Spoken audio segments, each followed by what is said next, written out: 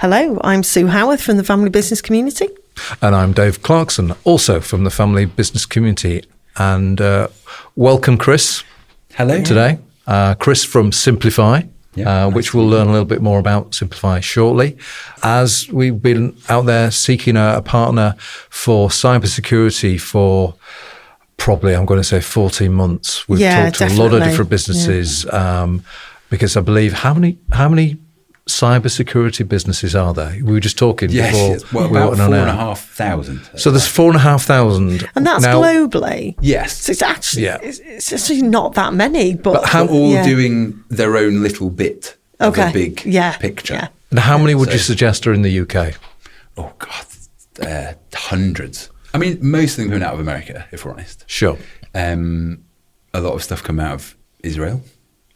But there's quite a few. There's actually quite a growth in UK cyber tech businesses. Okay. There's a bit of a kind of growth. Well, I think for us, and there's a little frustration, I think, for Sue and I and Family Business Community when our audience, our family businesses have been wanting support, and we naturally want to go out and identify a business that can help support them.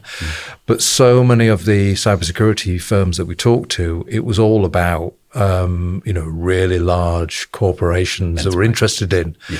And I'm saying, well, that's not our market. All of our mid-tier and smaller businesses, they're all affected by it. We know that they are. And I know we're going to come on to some of that. Yeah, absolutely. But it was great to just find someone that suddenly was talking our language, was talking about our scale of businesses.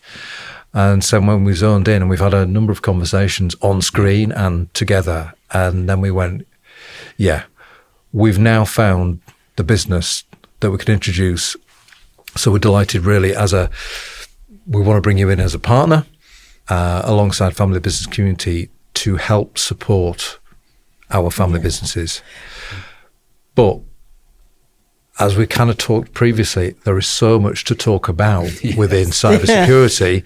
So we've kind of got to go to stuff in a nutshell, really, and concise, just to really help, I think, a bit of education and I was inform. about to say, I think a really good starting point is, as it is Cybersecurity Awareness Month. It is, but I think many more businesses are much more aware of cybersecurity. They hear it, but there's still a lot of misunderstanding. Yes. And I think a lot of people, and ourselves included, at one point was, well, we've got an IT provider who looks after our emails and things. Yeah. They look after our cybersecurity, and I think it's IT. But actually that isn't the case. And I think in some of the instances, and also as we get it a lot. And we probably found ourselves there. Yeah. Oh, it's okay. We've added it to our insurance policy. Yeah, we've got insurance. So we're okay. Yeah. So we can't be cracked because I've got a document telling me. I'm going to go home and change all my passwords after this podcast. So let's start with just top line cybersecurity. Yeah. What is it? There's a huge amount that we could kind of talk about, but I'll try and distill that down if I can. But essentially, you're looking at the kind of exposure to risk right across the board in being connected to the internet, basically. Now, you go back 15, 20 years, and there was a large chunk of businesses, I would imagine family businesses, that weren't connected to the internet at all. Whereas now, I'd imagine you'd struggle to find any business that's not connected in some way. And when I say connected, I mean right as basic as sending emails, right? So kind of your exposure to cyber risk comes from being connected to the internet in some way.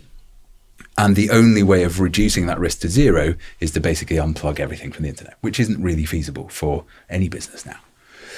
And when we say kind of cyber risk, what is that? That's kind of a whole range of kind of threats, risks, incidents that can happen that obviously we haven't got time to cover here, but range from as simple as, the kind of, I guess, those texts that we talked about before where, I've had them, "Hi Dad, this is my new number." Or like, I had that last week. Yes. I saw one the other day, which was really good, which was a response to it saying, "Hi son, what's the family anti-spam password?" It's really rife in education schools. They're really sort of trying to talk. My daughter's 15 and she came home talking about it. So it affects the whole family. So it affects your business. And I know we've spoke to family businesses where there has unfortunately been some cyber attacks. And what they've said is that it doesn't just affect in the business place. It actually it affects you your whole life through personally. The blast radius of these things is massive, depending on what happens, obviously. So we've got, kind of that real like high volume, low return end of the market. And there's groups like Black Axe and stuff in Africa that do a lot of this stuff. And I don't know if you've seen sim farms, or you've seen those things on LinkedIn where there's just loads of mobile phones all plugged in on racks around the walls and things. And basically they're like sending out en masse all these WhatsApp messages or whatever it might be. Right, and, one of the things that we've seen, again, a bit of resurgence in, and often targeting like interns or new starts in a business who want to give a good impression, right? Yeah. So we had one the other day with a customer where an intern had started, they got a text from what they thought was a chief exec of the business asking them to go and buy Amazon vouchers or some kind of voucher as a thank you to new customers, and we'd run out, and can you go and get some because we need to send some out today and I'm in a meeting, so can you just go and get I think it was £500 worth or something like that. And she did it. And she went out of her own pocket and, went and bought £500 worth of, I think it was Amazon vouchers, in the thinking that she was doing the right thing, making a good impression, new to the job, all that kind of stuff. And really simple to target those by just looking at new starts on LinkedIn, for example. That kind of thing. So just really simple. Yeah, I've heard of that we're not talking about the typical kind of impression that a lot of people have about cyber is, the guy in the hoodie, in a basement, trying to break into your systems and steal your data and all that kind of stuff, which does happen, obviously.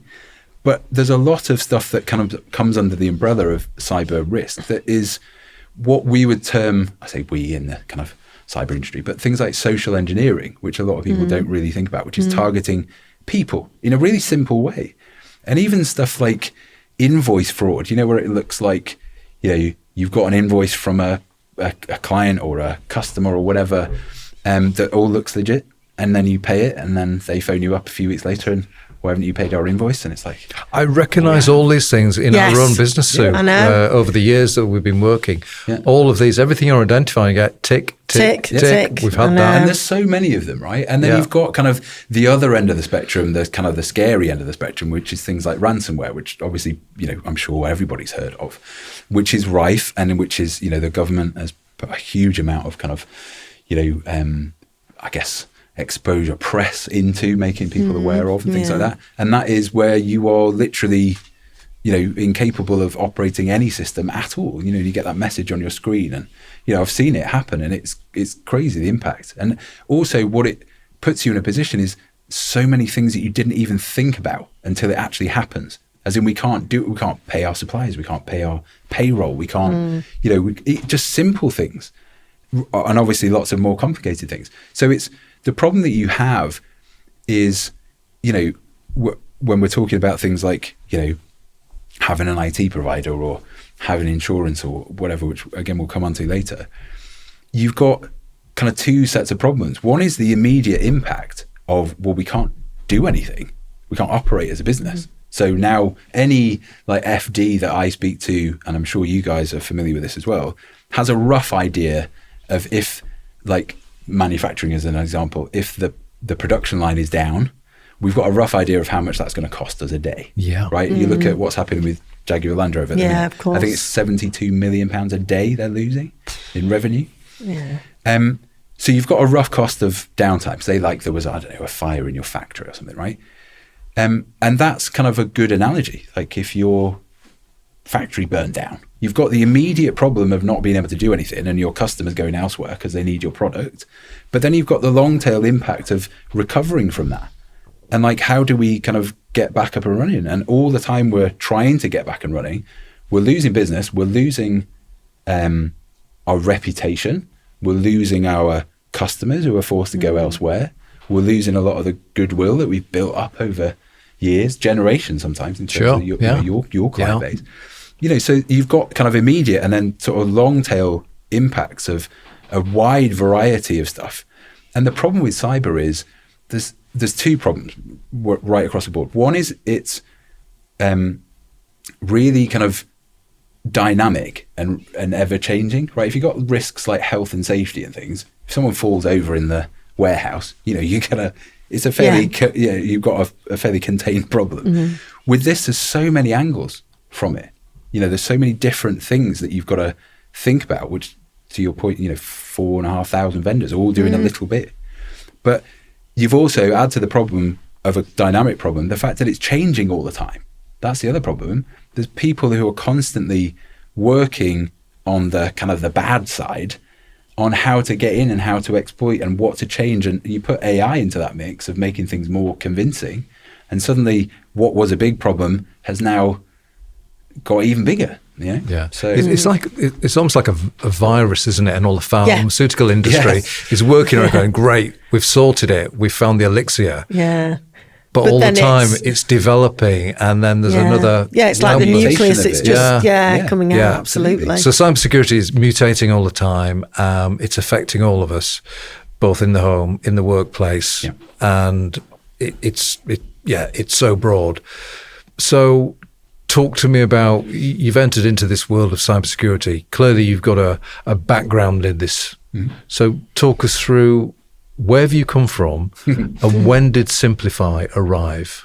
So kind of quite a relevant story, really. So I've worked in cyber for getting on for 16 years now. Predominantly before setting up Cymplify, and Cymplify's been going about 6 years. So in the 10 years before in cyber, predominantly what we'd call MSSP, so managed security services providers. Right? Are you going to start throwing lots of acronyms? Yeah, I'll try not to acronyms, but there's loads of them. So for the sake of the audience, managed security services right? provider. Okay. So you've got like a typical IT MSP, managed service provider. Managed security services provider. So it would be, effectively being like your security team, but you outsource it, right? Mm-hmm. So you would. I've always been sort of commercial, so you're meeting with businesses, not a techie in terms of my background. But what you would find is you would have lots of meetings like this around a boardroom table about cyber and how bad it is, and you'd have lots of nodding heads around, yes, of course, we need to do something about it. And you would talk through the product, and you would have analysts eyes on screens, and we'd be watching all your systems, and we'd alert you if there's anything changes, anything to worry about. Yeah, sounds great. And then you'd tell them the price, and then their coffee would be spitted everywhere and they'd fall off their chair, and it would be like, well, this is a complete waste of time. Why would we, even contemplate spending, a minimum of £75,000 a year on a managed security service contract, even though it sounds great. It's like, I want a Ferrari, but I can't afford one, that kind of thing. It's like, it sounds great, but practically making it happen are two completely different things. So the idea for a Cymplify actually came from looking at the fact that, as you said before, you struggle quite a lot finding a provider that isn't entirely focused on enterprise business, right? And there's a lot of kind of reasons for that in terms of venture capital backing and private equity and all the rest of it, right? But typically what you find is that most cybersecurity vendors are focused on that 1% of enterprise business that makes up the economy, right? Yeah. And you get that, and you're in this constant dogfight for deals and all the rest of it, right? And so I was like, well, 99% of the economy is not that. There are a lot bigger firms. Since when I was working for an American business, and I was managing Europe, Middle East, and Africa for them. And it was like, everyone's in the same fight. And there's a lot bigger companies like an IBM or a Symantec or these, these big, and you're up against that. Well, you never get fired for buying IBM attitude, right? So we'll hide behind the bigger name. And actually, the catalyst for it was a big deal that I'd worked on for 18 months. It was all done, sorted, signed, sealed, delivered, costed, price, everything agreed, until it went to purchasing. And purchasing had never heard of my business, but they'd heard of Symantec. It was. Yeah. So everything, even though it was more expensive and less kind of comprehensive in terms of what they did, they were like, well, we've heard of them, we haven't heard of you, so we're buying that.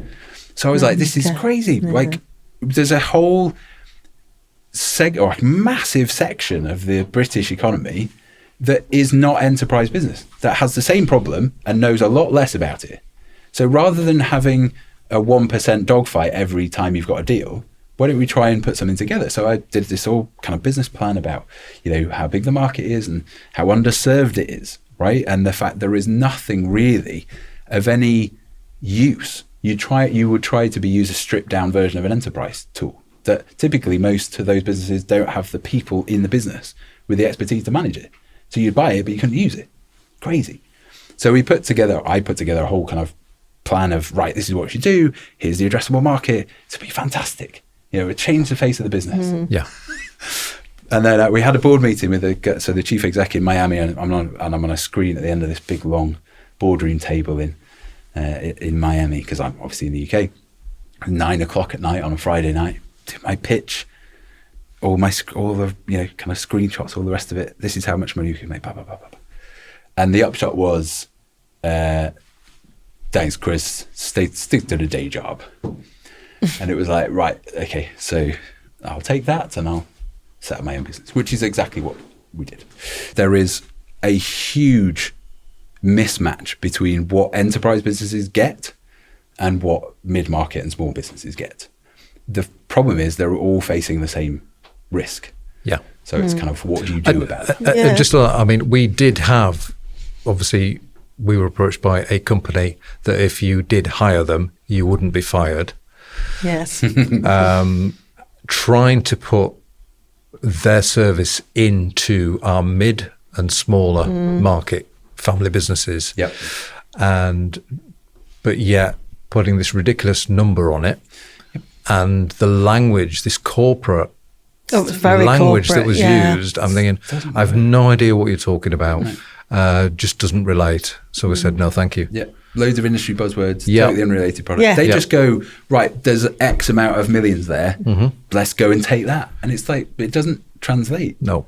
And you've got to get right to the problem first. People don't even understand the problem enough, in terms of the risk they're actually facing, to be able to work forward from understanding the risk that they face. Because a lot of companies are kind of just like, well, why would anyone bother with us?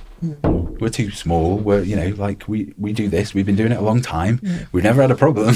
So I'm sure we'll be fine. We'll just carry on regardless.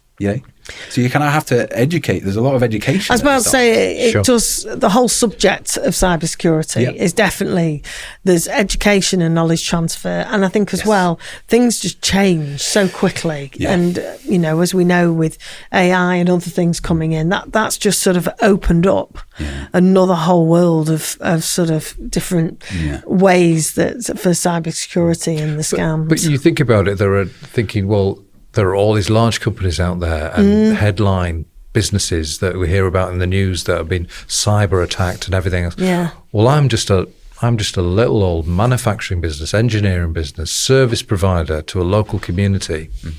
They're not going to come after me, are they?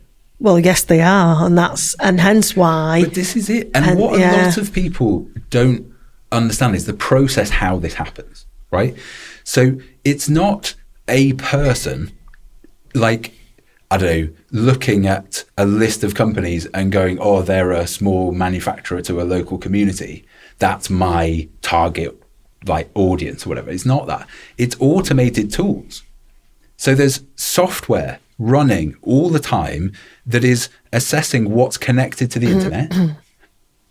And it's basically like a funnel. So these tools that attackers use, and we've kind of seen it in action. It's mad, and maybe we'll touch on some of that later, but it's automated software that is basically saying, right, I can see this about all of these companies that are connected to the internet, so I can see some information about them. So it's like metadata in. I won't get into the whys. No, please don't. No. It's fine. Basically, it's kind of like the Google of what's connected to the internet, right? And the kind of strange things in cyber is that there are certain tools out there that are kind of similar to a Google that are legitimate tools and that are used by companies, security researchers, and people in businesses that are responsible for cyber. But the same tool can also be used by cyber criminals and attackers, right? Because it's just out there. You can use it however you want. Kind of like it's like a gun or something. You could use it to for sport, or you could use it for something bad. So there's automated scripts running that are freely available on the dark web that basically fills your funnel, right? So it's not about who you are, what you do, where you are, anything like that. It's just, does it fit the criteria to move down into the next layer of the funnel, right? And then basically the long sort of story short is that eventually it gets dropped into buckets of green, this is worth having a go at. Amber, this is probably going to take some extra work, but the payoff might be worth it. And red is they've got loads of controls.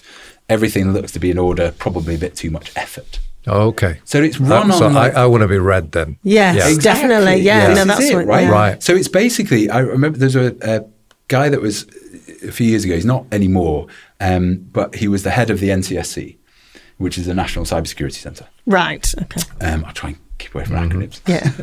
Basically, I'm okay with colours, so I Yeah, kind red. of Colours are good, green, right? Traffic green, lights are good. green, Traffic amber, lights. red. Yeah, yeah. Well, We can they'll work on simplify traffic that. And lights. that's Yeah. it. And I'm kind of going to Yeah. be, am I green right now? Am I amber? Yeah. And my Idaho is to become red. Yes. Yeah, so Yeah. Right. I'm with you on that. So Okay. just an anecdote to explore, Sure. kind of explain that a little bit, right? So Kieran, can't remember his surname, head of the NCSC, they'd done some work with KPMG. And what they had found was in the middle of Moscow, in one of the most modern skyscraper office buildings in Moscow, was 2 floors of air-conditioned office space. And what it turned out to be was a ransomware customer support center, right? Where they spoke 40 different languages across the people that were there. And it was basically there to help ransomware victims convert their funds into Bitcoin to pay the ransom. And what they had on screen, and this is years ago, by the way, Yeah. what they had on screen was effectively what we just said, right? So a traffic light system of, do we try and lock them up with ransomware? Do with the greens. So there are, let's go after them with throw the kitchen sink at them. Then there's the ambers, which are more effort, but probably worth it.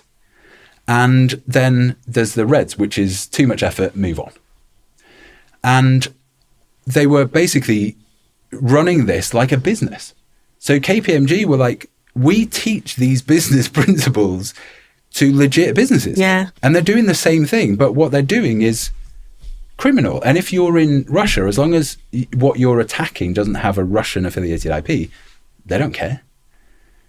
And if you look at things like North Korea, for example, it's state sponsored. That's how they get around sanctions.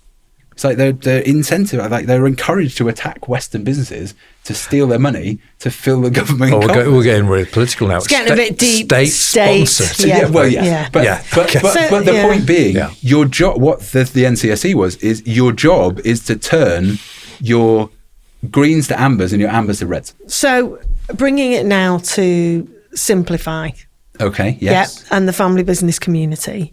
Obviously, it's how, for us, it's how we always can add value and support and knowledge transfer and educate our family businesses. So working with yourself at Cymplify, what is, I'm going to say, I hate this word, the journey, but what is that, when would a family business come to you? Yeah, so I think one of the things that we wanted to do was make it make sense right from the get-go. So what I mean by that is often cyber risk and cyber attacks, if it hasn't happened to you, seems like something that you just hear about in the news or that happens to somebody else, right? So what we wanted to do was make it relevant.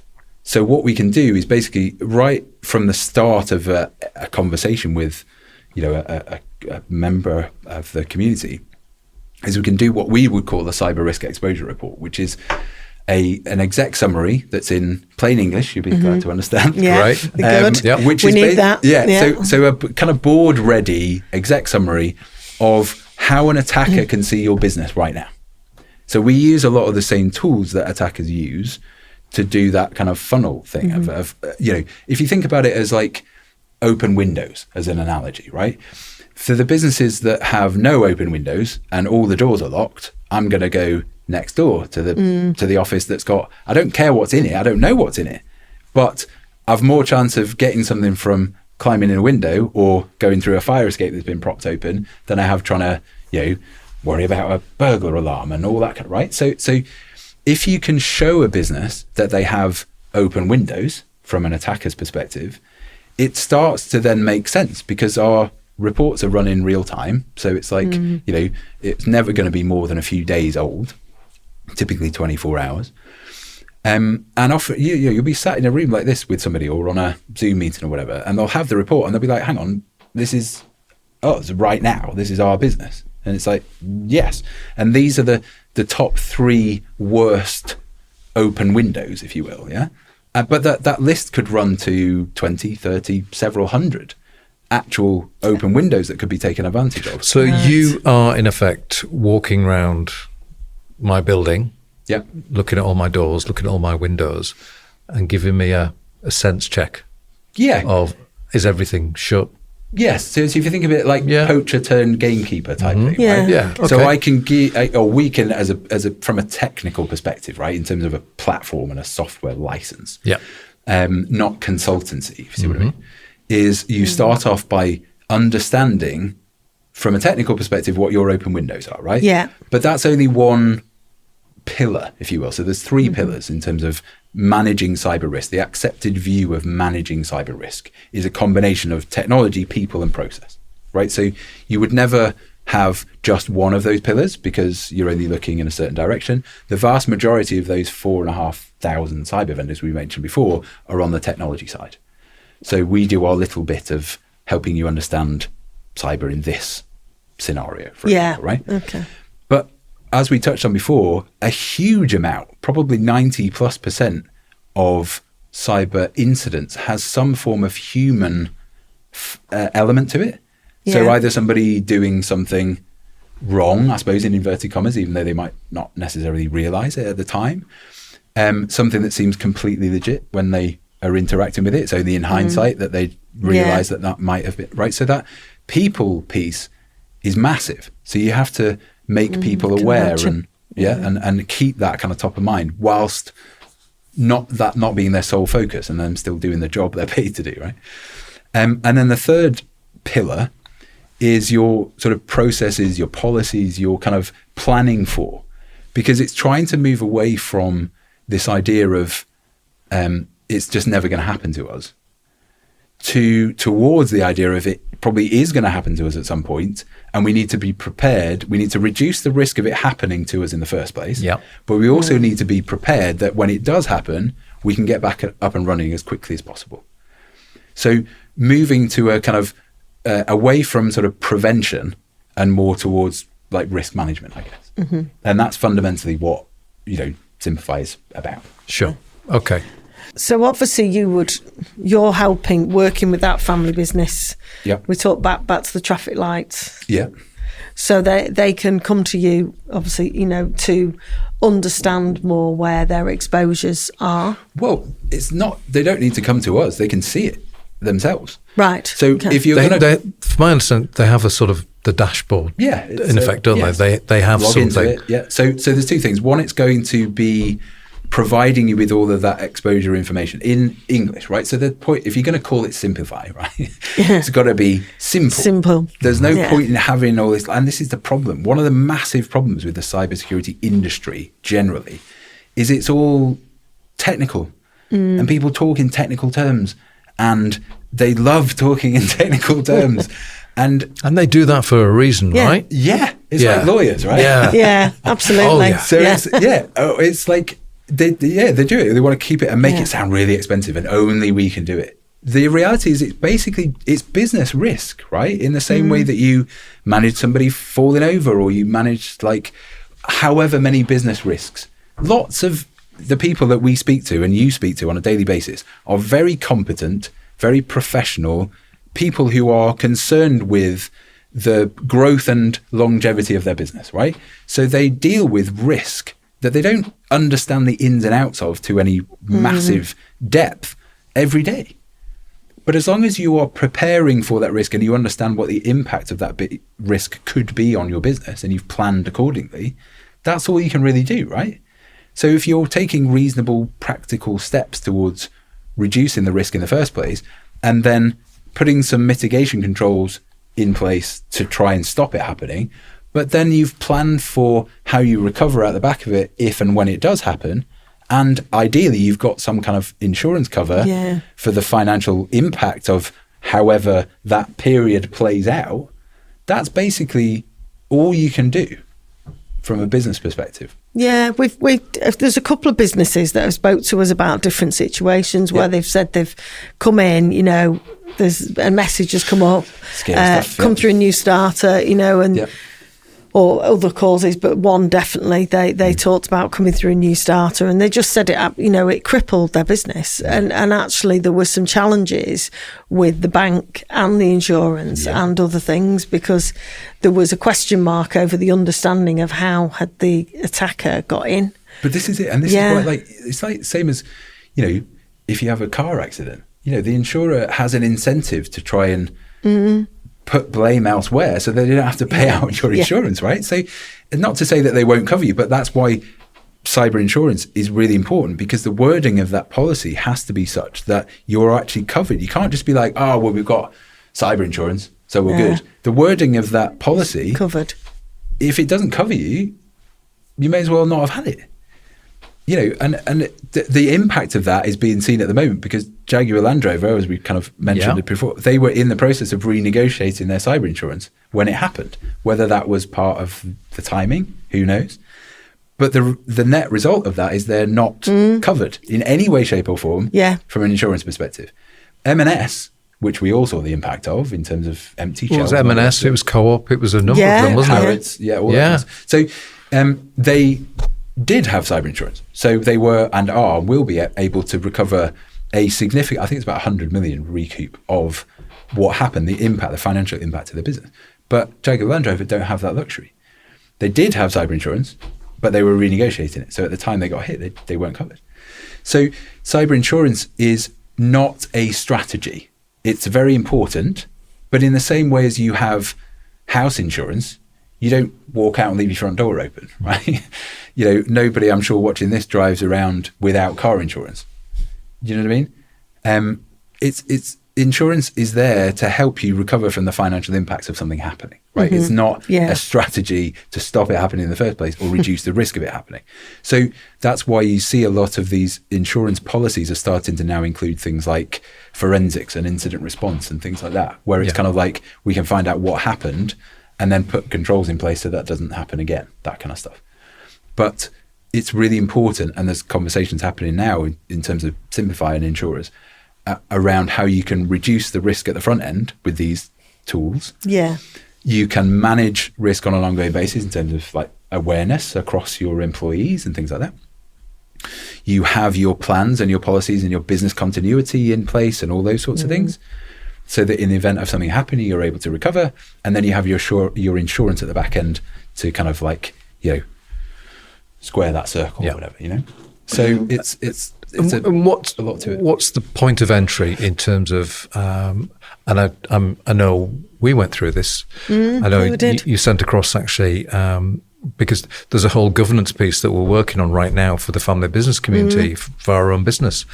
And as part of that, of course, the whole cybersecurity came up, went, actually, Chris has just sent me a link across. I'm just going to go through a little survey. Yeah. And it was like, right. There were a few things, but actually things that are probably really obvious. There was very little that was on there. And I think, we're a smaller business, so the exposure. But then, hang on a minute, our world is data. Yeah, our world is about holding information on all our family businesses, so we can connect and introduce them to each other. Yeah. Well, that presumably is then going, a 14-year-old kid, 15, 16, 17 years of age, is there somewhere going, I'll have that just because I can. Yeah, exactly. And they might not have any interest whatsoever in doing anything with that information. But they just know they can sell it on. Yeah. Yeah. So, and there's so much to this and kind of different facets to it and stuff, but it kind of, it's like speaks to a general sort of misconception, I think, when it comes to cyber and the responsibility. Yeah, please do. Right? Yeah. Let's so do that. I think there's a lot of stuff around like cloud providers, right? And IT service providers and stuff, right? Yeah. We've kind of touched on this, right? So if we take cloud providers as a great example, most people from a mid-market, like SMB perspective, if they're not technical people, if they're like, executives or whatever, there seems to be this general assumption that if we put it in Microsoft Azure or we put it in AWS or whatever, they protect it, right? Which is partly true, right? They protect the platform that you put your data into because that's good business sense, right? And it means they're able to scale it and all the rest of it, right? The responsibility for that data rests with you as a business. It's your data. Where you put it, where you happen to store that data, process that data, whatever, doesn't matter. Something happens to our data. It's your fault. It's our fault, not the cloud providers. They just provide the system for you to do it, right? Mm-hmm. So there seems to be a sort of preconception, misconception, whatever, that, well, it's an IT service, so they'll deal with the cyber security. Wrong. So how do we get over how do you that? track that? So okay, good question. So just before we get onto that, the other thing is, and we touched on this before we started recording, where IT service providers, right? A lot of your community members won't have their own in-house IT, or they might have an IT manager, for example, one person, maybe two. Yeah. Right? Regardless, let's take them both as effectively the same thing in terms of what we're talking about here, right? From an IT service perspective, what those service providers, people, in-house team are there to do is make the business run on IT systems, right? So that is email, laptops, desktops, servers, a network so that the company can work on it. That's what they're operational, which is exactly what they should be, right? That's what you need them for. It's for the business to run on technology. And you have like software as a service or SaaS platforms, cloud systems, all these things that you didn't have 10, 15 years ago that make business a lot quicker, more cost effective, all those great benefits from kind of digital transformation or whatever, right? But it's operational, make the business run on technology. It's not cyber risk exposure. Yeah. So what tends to happen is there is, again, a misconception or an assumption that, well, we have an IT service provider, they're our IT, cyber's IT, so they must be looking after it. Yeah. Right? Yeah. Or you have, I've been in boardrooms where there's an IT manager sat at the end of the table and we're talking about cyber preparation and everyone's looking at that IT manager because he's IT, so that's your job. And he's like, I don't know anything about cyber. I've been saying it's something we should do something about. And I'm going, hang on, you're IT. Yeah, but this is your job, right? This is what you're meant to do. Yeah. Right? So all of that is happening all the time. And I, like say, again, just to kind of illustrate the point, I was on a call with an MD of I think they were an automotive dealership, quite a decent sized one, not a kind of small local one. And we had their IT service provider on the call at the same time. And we're in the meeting, and the MD of this business is like, okay, well, obviously from a cyber perspective, you guys are doing that for us, aren't you? And there's silence from the service provider. It's like, no, we put a proposal to you last year about what we could do with cyber.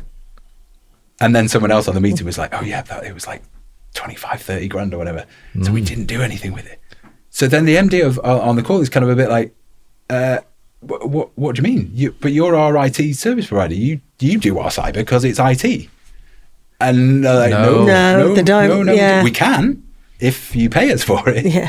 Right. And then you've also got the IT manager sitting at the end of the boardroom table going, sort of sinking in his seat a little bit because he's like, everyone's expecting me to do this. I've kind of said that this isn't my wheelhouse, but nobody's listening. So now like everyone's kind of looking at me I don't know.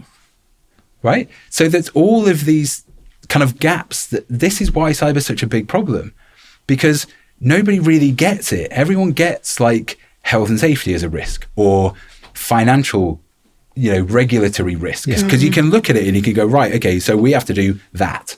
And if we don't do that, we're going to get in trouble. So IT and cyber are two very separate entities, aren't they? Obviously intimately linked, but two very separate things. But as an ordinary, everyday human being, I'm going cyber. I'm identified that it sits under IT. Therefore, I've got IT. We've got it covered. Yeah. Which, don't get me wrong, obviously it is IT because the delivery of that risk is through your IT systems, but it's not the same thing. Yeah. Okay. Right? So, and this is where people start going, okay, so we're not covered as much as we thought or at all, you know? Yeah. So that's when it kind of starts looking a bit on shaky ground because we thought we could just insure this away, or we thought we were already covered, or we thought we were all, you know. So taking this back to with Cymplify, and I do love my just traffic light system again. So I could go, right, okay, I've just identified I'm in the red zone right now. I need to be informed, educated, with a view to actually taking me to amber, and then towards that kind of green, and then just have that monitored. So you can help me do that. Exactly that. Yeah. Yeah. So basically, you switch it on, and on day one, it tells you where you are. So you've got so from a technology, so there's three modules: there's technology, people, and process, right? So from a technology perspective.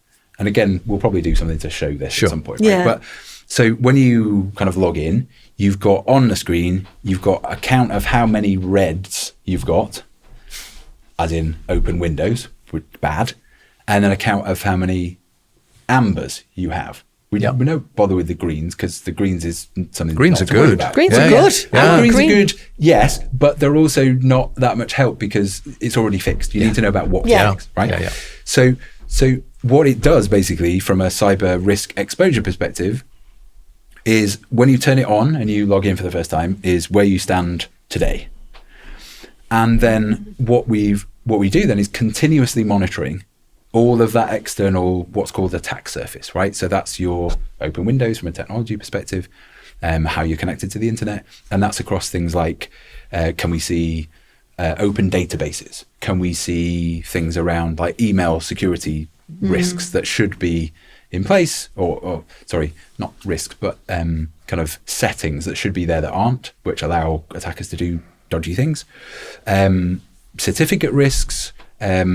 Can we see like just loads of things? I don't need to list loads of them, but basically things like, as an example, pre-COVID, we would see maybe 2 or 3 instances a week of incorrectly configured remote access, right? So when everyone was working from home, the massive, like pre-COVID, it was like, well, we might maybe our sales guys, right? We're out on the road, need to be able to kind of remote into our system and update it or whatever, right? Then suddenly, pretty much overnight, everyone had to be working from home. So the onus was on the IT provision of the business to make sure that everyone could work remotely. What they didn't do, obviously, was consider the cyber risk exposure of that configuration. So when we would see 2 or 3 of those a week pre-COVID, we'd probably see 20 or 30 of them now. And it's still now, however many years later, exposed to the internet. So if you're exposing remote access to your company systems on the internet because you haven't configured it right, that's a pretty easy way. That's basically like leaving your front door open and going out for the day. But if you can't see it, you can't fix it.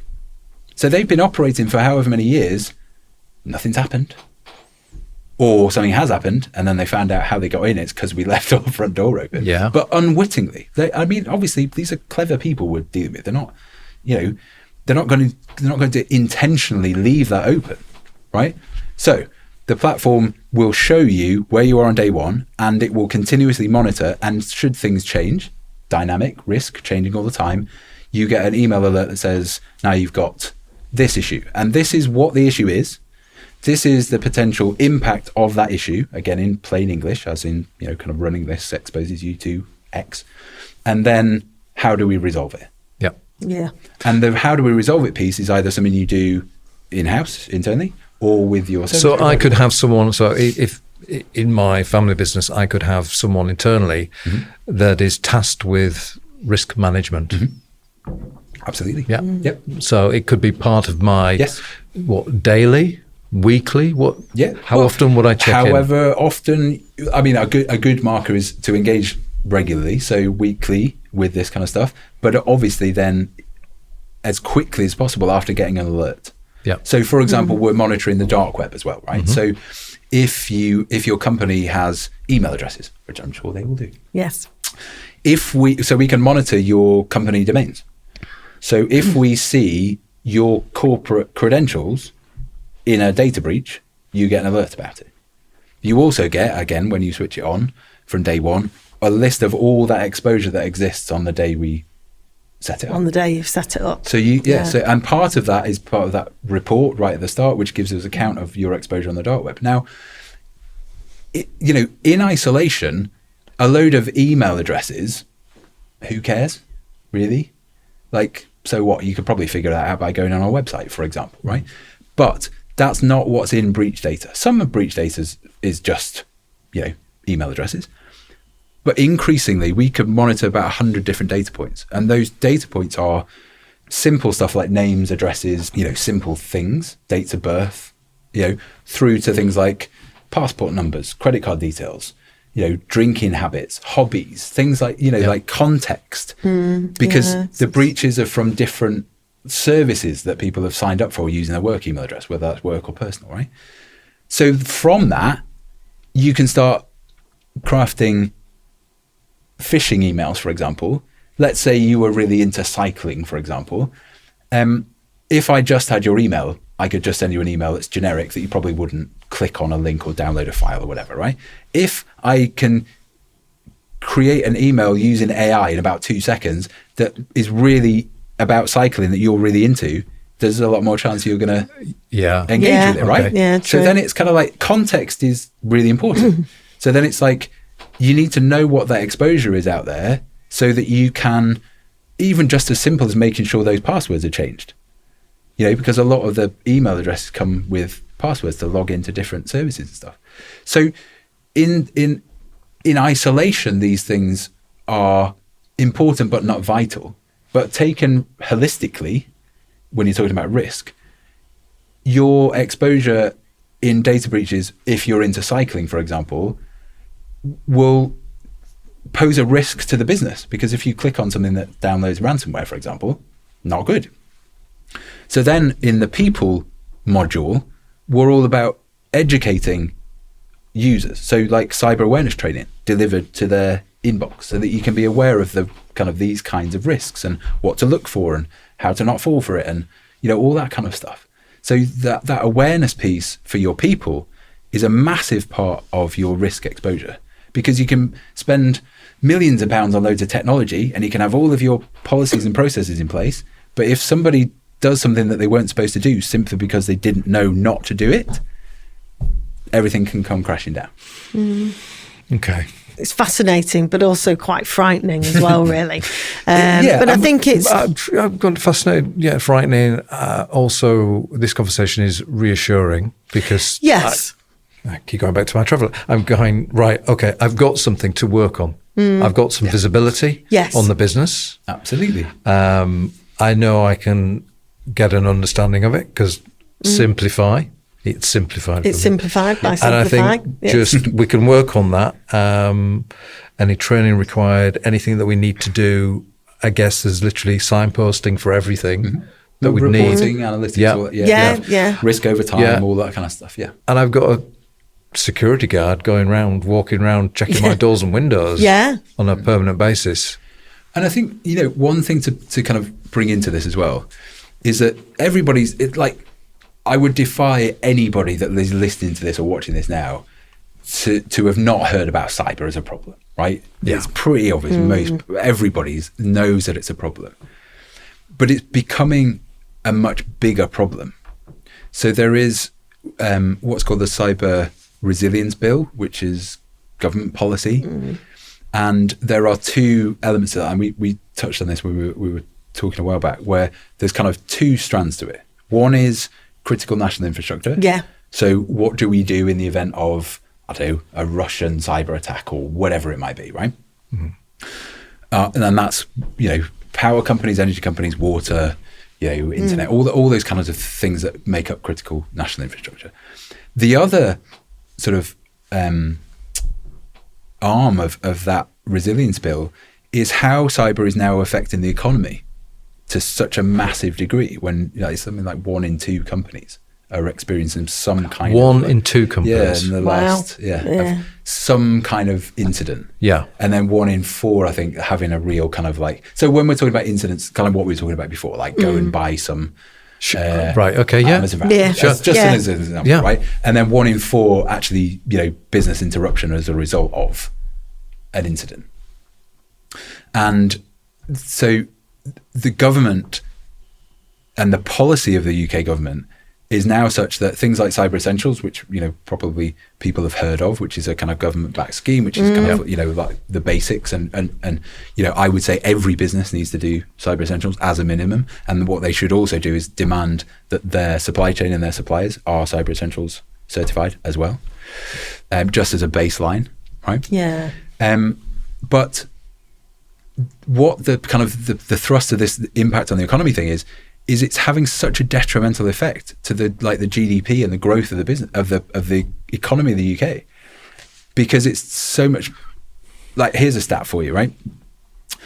The global cyber insurance market right now is worth about $16 billion in written premiums, right? Okay. So 16 billion, 16 billion, yeah. as a market for cyber insurance specifically, right? Yeah. The total global output, as in the GDP of the world, is $177 trillion, right? 16 billion of that is insured from a cyber perspective.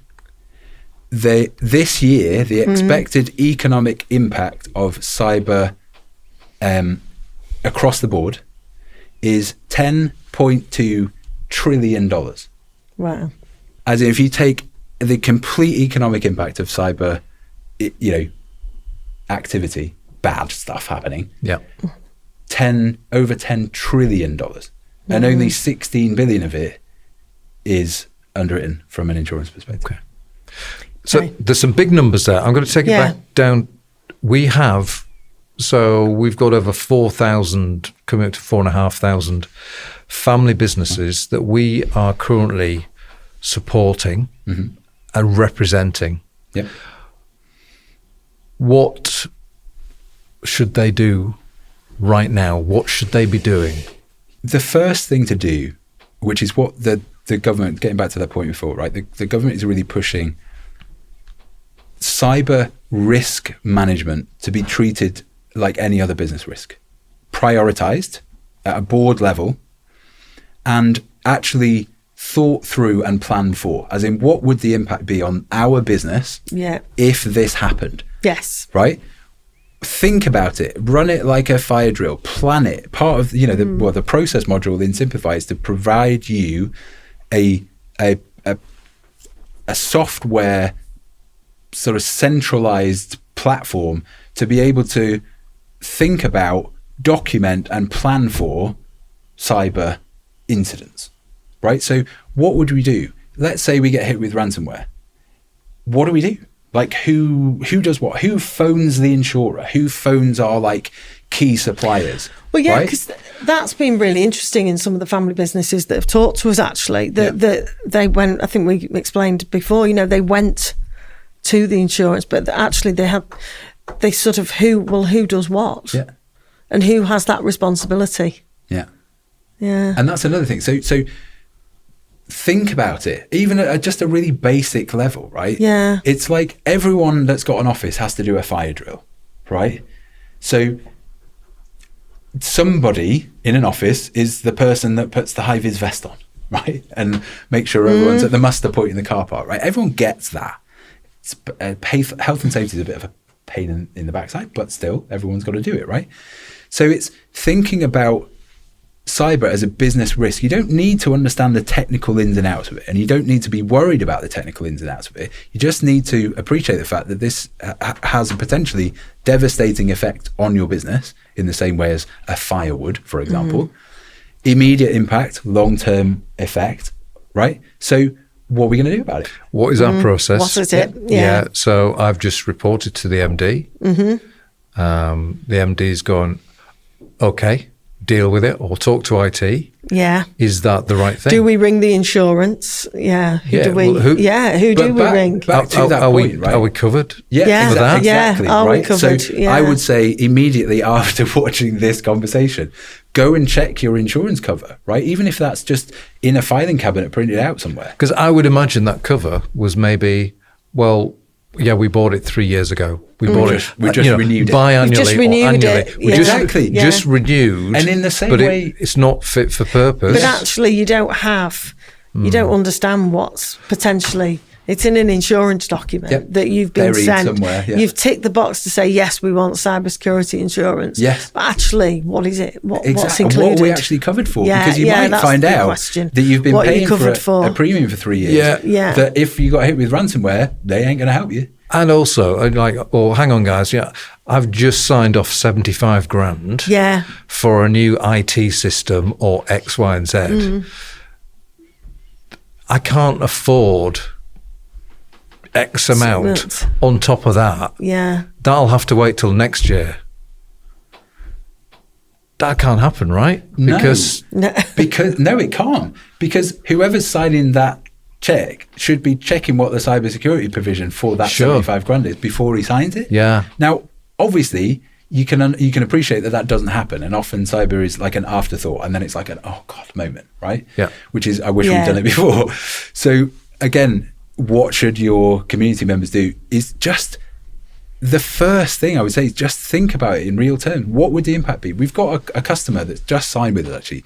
That the main driver for this was because they have. And there's no outside investment here. They have invested £13 million of their own capital into a new production line. And it's all like interconnected so they can, there's all remote monitoring, all this kind of stuff, right? So the chief exec of that business is like, we've just invested a huge amount of money in a production system that would not operate if our systems are locked up with ransomware, for example. Yeah. We have no real understanding of how prepared we are for a ransomware if it happens. So now we need to do it, because the catalyst for it is not this general sense of what if and it hasn't happened yet and all that kind of stuff. It's like we've just invested a huge amount. That's our like profit for the next however long. If we can't operate that system because it's not, we can't operate anything, what is the kind of the downstream effects of that and what happens? Because we're going to lose customers, we're going to lose reputation, we're going to lose everything potentially. So it's just about how would a cyber incident in any form really affect our business? What would we do about it? As in, if it happened tomorrow, how prepared would we be? Probably not very. And then let's change that. And I suppose all Cymplify is a platform to facilitate that process, right? It gives you the visibility to understand what you need to fix and how to fix it. It gives you the visibility of how your people across the business are being more or becoming more aware of the role they play in keeping the company secure and protected. And then from a process perspective, it's just what we've been saying. It's like, have we planned for this appropriately? Do we know what we would do? Or are we all just going to be running around like headless chickens, right? But also, even just from a really basic perspective, right? If you are, let's take ransomware as an example. If you can't access any systems, how do you access your recovery plans? Unless you printed them out and put them in the filing cabinet, which is government advice. Which is Well, it comes back to cover yourself with the paper versions. Well, that's what we were talking about. The policy was saying, like, actually have the written version, have it in a box, a fire-protected box, and take it home and put it under the bed. Make sure you know where the key is, and then you've got it for a rainy day. That's it, because everything going. Hey, we've got everything digitally. It's all online. Oh, that's it. We've come full circle, right? The whole thing of digital there's was lots of ones who've just totally stop switched. it happen. Yeah. But so just to finish that point, though, if you can't access any systems, you can still go to the Starbucks down the road and log on to Cymplify, because it's a cloud system, and access all of your documents, policy, right? So it's about separating it from your systems. Right. Okay. Thank you, Chris. So I know it continues on, and I think what we need to do is provide more and more information and updated information coming out. But I think for now, I think all of our family businesses, at least, should be, come and have a look at Cymplify, go through that safety check, that first kind of, there is a kind of almost a link to go through, isn't there? Yeah. So there's almost like a questionnaire. A questionnaire to go through. Yeah. That is tick. Just do that. So every single business as part of our community right now, you've got to do that. Yeah, and it's literally just click the box. I think it's a couple of minutes to fill it out. Yeah. That just gives you a report straight away about kind of what. That's step one. Right. Okay. Thank you. Thank you. Okay. No, thank you, Chris. Yeah. Thank you.